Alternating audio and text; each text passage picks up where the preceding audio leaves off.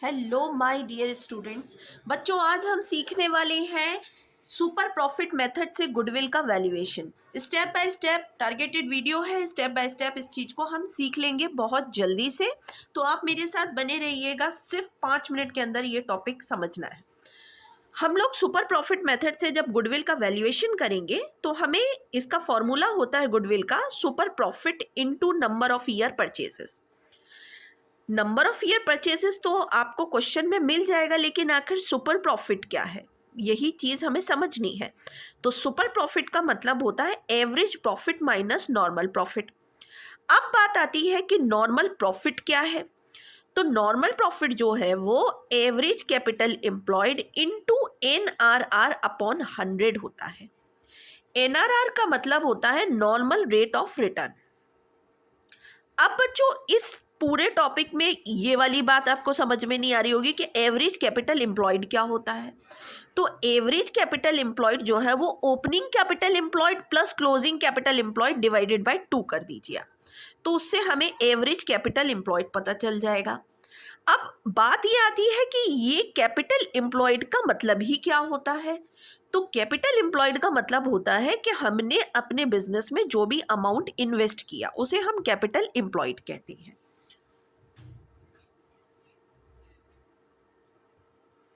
अब चलिए बच्चों, हम लोग देख लेते हैं एक अच्छा सा question.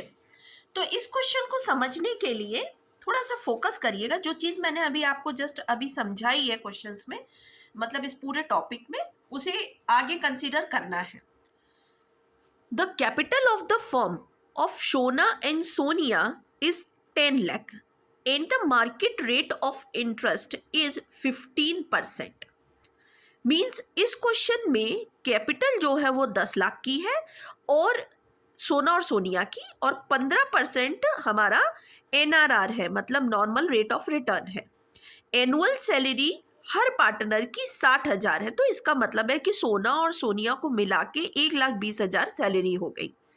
The profit for the last 3 year वर, अब पिछले 3 साल का प्रॉफिट जो है वो दिया हुआ है 3 लाख, 3,60,000 और 4,20,000। Goodwill of the firm is to be valued on the basis of 2 year purchases, मतलब कि नंबर ऑफ ईयर परचेजेस जो है वो कितने हैं, 2 साल हैं। Of last 3 years average super profit, calculate goodwill of the firm. अब आपको ये बोला है कि फर्म की गुडविल को कैलकुलेट करिए। हम स्टेप बाय स्टेप इस क्वेश्चन को करेंगे बच्चों। तो जैसा मैंने कहा था बच्चों कि मैं इसको स्टेप बाय स्टेप आप लोगों को करवाऊंगी, बिल्कुल उसी तरीके से हम लोग इसको सीख भी लेते हैं क्वेश्चन को कि ये सॉल्व कैसे होगा। तो बच्चों देखिए, हमने यहाँ पर बोला था उस क्वेश्चन में सोना और सोनिया का जो कैपिटल था वो 10 लाख रुपए था, गिवन था। जो गिवन चीज़ें थी वो हम यहाँ लिख लिए हैं। सैलरी जो है वो हर पार्टनर की 60,000 थी, तो दोनों पार्टनर की मिला के 1,20,000 हो गई। नॉर्मल रेट ऑफ रिटर्न जो है वो 15% था और number of year purchases 2 years थे।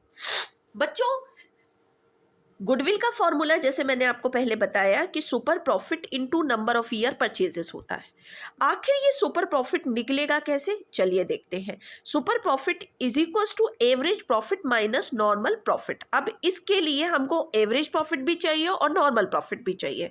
तो सबसे पहले वर्किंग नोट में निकालेंगे हम लोग एवरेज प्रॉफिट।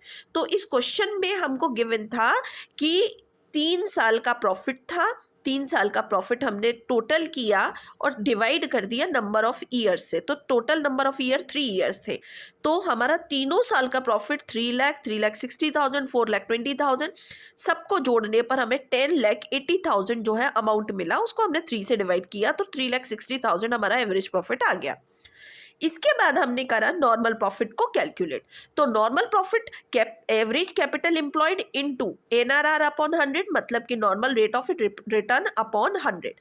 तो एवरेज कैपिटल एम्प्लॉयड हमारे पास 10 लाख था, NRR हमारा 15% था, तो इस तरीके से ये अमाउंट बना 1,50,000। बच्चों, नॉर्मल प्रॉफिट जब हम लोग फाइंड आउट करेंगे तो इसमें जो भी हमने साल भर में सैलरी पे की है उसको हम ऐड कर देंगे। तो सैलरी दोनों पार्टनर की हमारे पास यहाँ पर आ चुकी थी 1,20,000, उसको हमने जोड़ा तो हमारे पास 2,70,000 अमाउंट टोटल बन गया। तो 2,70,000 is a normal profit. Average profit 3,60,000।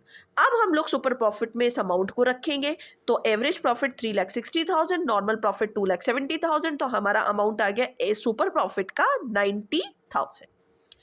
Goodwill में सुपर प्रॉफिट हमको मिल चुका 90,000 और नंबर ऑफ ईयर परचेजेस हमारे 2 थे, तो हमारे पास टोटल अमाउंट आ गया 1,80,000। तो बच्चों ये हमारा क्वेश्चन सॉल्व हो गया, और इस क्वेश्चन को सॉल्व करने में मुझे लगता है कि आप लोगों को बहुत वक्त नहीं लगा होगा, आसानी से समझ में आ गया होगा।